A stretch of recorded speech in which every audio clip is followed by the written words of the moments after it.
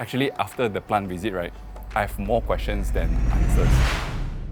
Okay, these days, the Bursa Malaysia's companies are pretty exciting. We're not just talking about the usual manufacturing companies, the usual oil and gas or plantation or stuff like that. Today, we have many exciting companies, and one of it is Birdnest Processing Company. And recently, in July 2023, there's one new company called MYMBN Berhad. This company involves in bird nest processing, and most of the products that they produce are either exported to China or consumed in other parts of the world. In last episode, I did a plant tour to their processing facilities, which was very exciting. If you missed out that episode, do check it out on the channel. But if you're watching this episode right now, it's actually a continuation from the plant tour which happened this morning. And right now we have the founder and CEO of MYMBN Holdings, Lavernt Chen, to be with us today. Welcome to the show, Lavernt.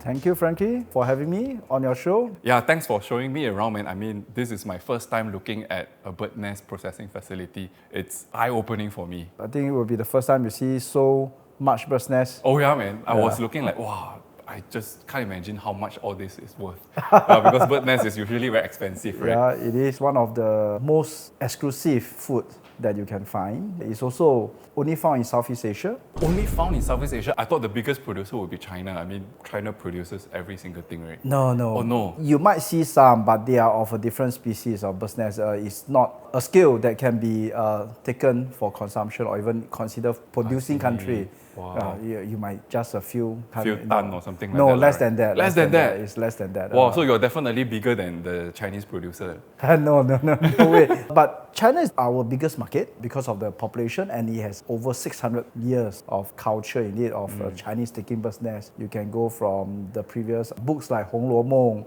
Then of course you have the Zheng He Xia Xi Yang coming down to Southeast Asia, and found bird's nest and bring back to the emperor. Right, but let's start by talking about yourself. I mean, you have a pretty interesting background. Yes, you are in the bird nest business, but your background is actually aerospace engineering, and you graduated from RMIT, and subsequently you worked in Siemens for a while. So how did you end up doing bird nests at the end of the day? Bird's nest is a family business. I'm second generation, exposed to bird's nest since a very young age. So aerospace is a hobby. It's a love for flying. I thought I can go to the moon. Okay. I thought to be an astronaut in the earliest days, but well. Boy's dream. Boy's I also dream. have the same dream. Same dream. Today I'm not in the moon. Today I'm sitting down with you. But it's okay. We are in the moon of ourselves. So I did aerospace. Actually, it's with a double degree with business administration. So spent about 5 years in Australia. After that, I went over to Siemens for internship. There for about close to a year. Found out that not cut for engineer. Then I graduated, came back, first help out with the family business, also in bird's nest. That time we are more into bird farming. Bird farming, okay. In those days, in 2006, 07, that time Malaysia was very into bird farming. Yes, all these bird houses just mushroom everywhere, right? Everywhere. I mean, in Sekinjan and... you know that pretty well. Yeah. Sekinchan, Setiawan, Manjong, So everywhere. many. Yeah. So I was into that. I spent a few years in Perak, Setiawan, all around, helping the family to take care of the bird houses. Bird's nest was an easy business then. If you get the bird house correct, the swiftlets starts to fly in, then of course the return is attractive. But then came 2011, that was about 13 years ago. So quite a sad thing happened to the industry where we have the nitrate issue where China stopped importing bird's nests from around the world. If I remember correctly, 2012, China opened up the importation of bird's nests. The first place that they opened is from Malaysia. I was also part of the team then to help out with DVS, Department of Veterinary Services, and MOH to assist them in the opening up of the RC, raw clean bird's nest to China. Okay, and this time around, I suppose you need to prove yourself even more stringently, right? Because you just got banned a year ago, and 1 year later you come back. There's a lot of process needs to be in place to show that the food safety is taken care of before you can start exporting to China. Definitely in the early 20s. Food safety, it's not a priority. People would just, it's bird's nest, I think the industry learned a lot during the 2011 time. It's no longer just, you harvest, then you don't, clean it, then you just export. A lot of things have to be considered. When China opened up in 2012, only 8 companies were approved. Oh. Yeah, Okay. so China also went through a very stringent selection procedure. They make sure you are qualified, to export. Then Okay. they will allow you in. Even until now, we only have 49 companies. You see about 12 years, Right. It's from only the first 8 8 to 49. 49. It's not a big increase. It's not a big right? increase. You divide, I think 1 year average is about 4. So the emphasis on food safety, operation, management, everything has to be very stringent. Yeah, before the factory can operate now. It's a tough business to operate in already. But nonetheless, it is also a good thing because it means that the barrier of entry becomes very high. If you don't have certain certification and all that, you cannot come into the business. Yep. So from that perspective, maybe you have less competition, I suppose. Competition is always there. When you said food safety, each of the plant will have quite a lot of certification to go. You first have to go through the DVS, their VHM, Veterinary Health Mark.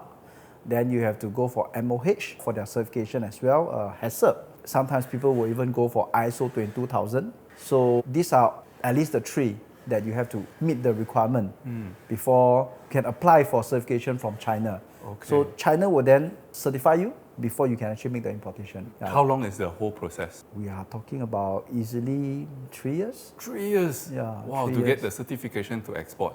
Yeah. Wow. It actually places a lot of emphasis and focus on the food safety part. Even now, whether to China or anywhere else, our birds nests are traceable. So especially to China, every piece of birds nest is traceable back to the birdhouse. So you can scan the QR code from the birds nest, it's individually packed. Then it will go all the way, it will show you all the details from the processor, when is it imported, when is it processed, and then from which birdhouse, the details are there. Very interesting. Yeah. So the traceability is a full-fledged. From consumer, you can check all the way up.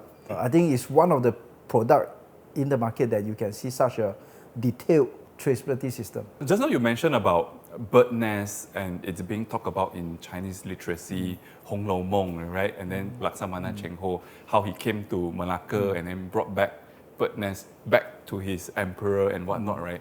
So I think from a literacy standpoint, yes, it created a lot of hype over there. But does bird nest really have the nutritional value that somebody may think that, hey, this is just marketing? What do you think? Definitely it's not marketing. Okay. Okay. Bird's nest itself is very rich in collagen. A lot of studies has been done on bird's nest. It's proven there, so this is not a marketing thing. Another thing, of course, we based on the Chinese medicine side, traditional medicine, TCM. Bird's nest has always been known for 润肺养颜, helps the lungs. And then it's a very neutral product. It's a what I call zong. It's not too heaty and it's not too cold, in the Chinese medicine concept. Yeah. So it has its benefit. There's 2 years of studies by the TCM side. Yeah. But at the end of the day, bird's nest is not a medicine. It's not like paracetamol. Yeah, you got not. fever, you put 2 pills inside, then you recover tomorrow. It's something that you have to go for consistency. You can always find good bird's nests around. Just take them. You don't need to take in a huge quantity. Consistency is a key thing to taking bird's nest. How often you take, and you will see the result. But you need a lot of money to build that consistency, because it is not cheap, right? I would not say it's not cheap. If people is willing to pay for Starbucks, the price, I think you can get a bottle of bird's nest. That's true. That's true. Starbucks today is so expensive. So, and Malaysia is it's one of the big producer of bird's nest. It's very common. I think the price is not ridiculous like those days anymore. Okay. But of course, there's a difference between house nest and cave nest. What we have been talking now is all on the house nest. Cave nest will be, of course, much expensive. A lot more expensive. The harvesting is because also more dangerous. Yes, the demand and supply. So Right. Cave nest, the supply is less. There's always demand. So that's why the price is much higher. So after you finished your internship, you came back from Australia to Malaysia. You were involved in your family business. But after a couple of years in 2012, you decided to leave your family business. Why suddenly you decided to do that, and what did you do? No, we all have a dream of, I think I can do things better. I Time want to go to the moon. Yes, time to go to the moon. Yeah. So I spoke to my family. So I said, hey, look, I think it's time for me to try out, myself. So I tried. Of course, still in bird's nest, traveling to Indonesia, Vietnam, looking for sources, cave nest, house nest, doing trading. That's how the CVW Ventures came out. CVW is actually my name, my Chinese name. So CVW Ventures is what you do after you left the family business and you started this company. Most of it is actually Vietnamese nest. I did a lot of trading in Vietnam. Right. Subsequently, when did you decide to come back to your family business, or it never went back anymore? It never went back. So MYMBN has a few other founders as well, Mr. Lee and Mr. Liu. So we are in the Malacca Birdnest Association. So that was already after when RC Birdnest has already been approved, exported to China. So we are looking at, can we export RUC, raw unclean birdnest, to China? So in 2016, the three of us decided, look, we should form a company and focus on RUC EBN. Right, so this company, MYMBN, is a partnership or a combination of CVW Ventures and two other companies. Yes, you can say at the very beginning is CVW and two other companies. Right. Then after that, it turned out to be me, Mr. Liu, and Mr. Lee. We formed MBN itself. Right. Yeah. Then we moved into the RUC, and then we set up the plant in 2017, and then we start to do a lot of RUC trading under MYMBN. I think the most groundbreaking part of MYMBN is in the year 2020, where you did 1.1 ton of bird nest export to China. And I was told that it is one shipment 1.1 ton. Yeah. From that point onwards, do you still ship 1.1 ton every time, or how is it like right now? I mean, just correct you a little bit. Okay. The most exciting time was in 2019 when we first have the approval from GACC. GACC actually the China custom. Okay. So when we have our license to import, to export, yeah. Well, that was the key thing, is a turning point for the company, because we tried so hard. From 2017, we do our certification in Malaysia, and in 2019, finally, we received the approval and become the first company in Malaysia to export RUC EBN to China. At that time, we started quite small, a few hundred kilos a month per shipment. Then it came COVID. Yeah, so it was a huge challenge for us. But during COVID time, we worked within the constraint. And as you said, in 2020, we export the largest shipment ever from Malaysia, whether it's RUC or RC EBN to China. The value around then for about 1 ton is around maybe close to 4 million ringgit. Wow, okay. Of course, from after that, we still do big shipment, 500 kg. 500 kg. That kind of stuff. 1 ton, we have that as well. But we just don't go on news anymore. Right, okay. That was just the one moment where, after so much hard work, it felt the sense of achievement over there. Yeah, but typically these days, each shipment to China, how big or how small is it? We are looking at an average around 500 kilo. Average 500 kilo per shipment to China. Per shipment to China. Right. And I suppose most of your revenue comes from China, right? Because definitely. Our whole conversation is surrounding China only. Yeah. But do you also sell your products to other parts of the world? We do. We actually now do export to Vietnam. Okay. Vietnam will be the next interesting market for us, very potential. Has a population of 100 million. Yeah. So after China, Vietnam will be the next big population. And can you share with us your revenue breakdown in terms of how much of it comes from China, Vietnam, Malaysia, and all that? Roughly 90% from China, 8% from Vietnam, and now 2% local market. Yeah. So that's around the mix. Okay. Yeah. So 90% revenue comes from China. What if one day China decided to ban import again? How bad is it going to affect your business? Definitely, to be honest, 90% from one country, when it bans, it will affect a lot. But looking at the situation now and compared to 2011, things change a lot. The companies now are exporting to China. We have a focus on our food safety. We manage our operation, we manage the food safety standard of our bird's nest to China well. It's different. So unless there is some big major circumstances event that we cannot foresee, as long as the industry maintain the proper food safety guideline given to us by China and Malaysian government, we follow the rules and regulation, I don't see there is a industry ban. But of course, at the same time, for us, we are also diversifying to Vietnam. It might not be a market that it can replace China, but it's there. You have the 8%, we can grow it. And then we are also looking into our downstream product, halal ready-to-drink bird's nest, and also our raw clean bird's nest in the local market as well. And once we move into downstream product, there's a lot of things that we can see. A lot of new products we can come up with. So if you see that now we have here, this product have not been launched. This is a very traditional drink, cane sugar Birdnest, that we have it done in Malaysia. All right. How come this one red color one? this red color, we cater for the Muslim market, so we tried with kurma.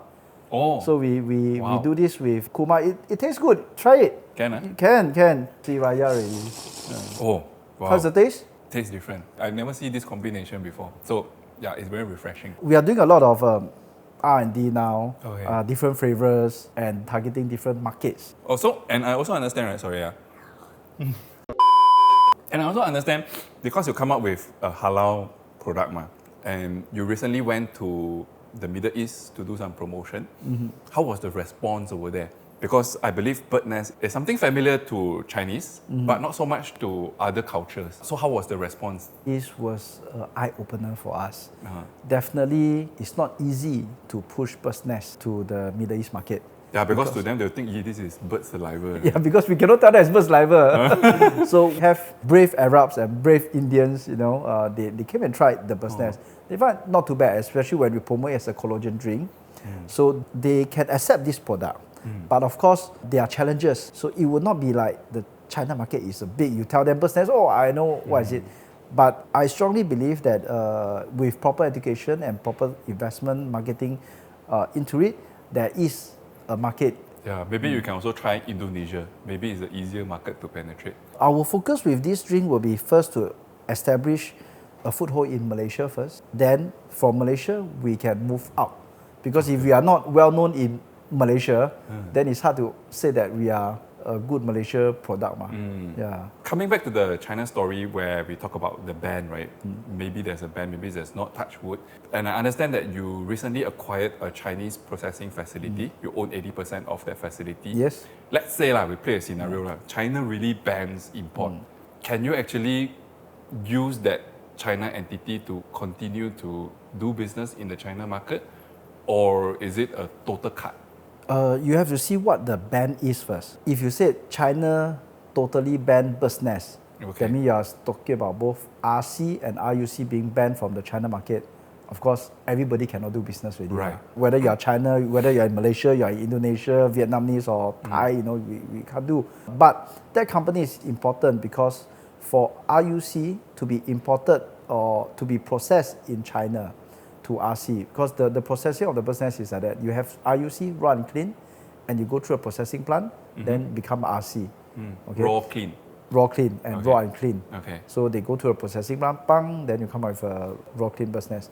So our China company will assure us that we have a direct channel to export Birdnest to China in the event of anything that happen, because we need to take preventive measure. Example, if China, like last time, stop RC, then we still have export RUC to be processed in China for the China market.